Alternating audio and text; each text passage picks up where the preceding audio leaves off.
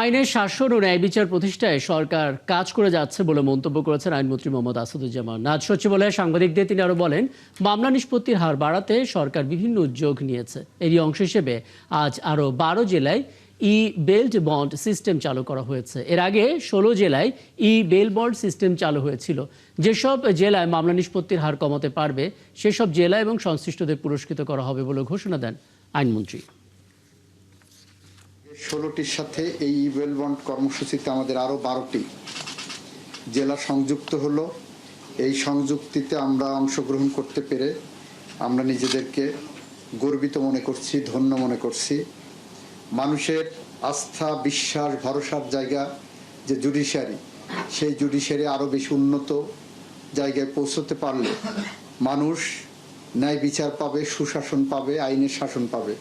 সেরকম একটি জুডিশিয়ারিকে এগিয়ে নিতে আমরা বেল বন্ডের পাশাপাশি মিডিয়েশন এবং অন্যান্য জায়গায় ন্যায় বিচার নিশ্চিত করতে যে প্যারামিটারগুলো আছে সেদিকে লক্ষ্য রাখবো বলে আমরা বিশ্বাস রাখি।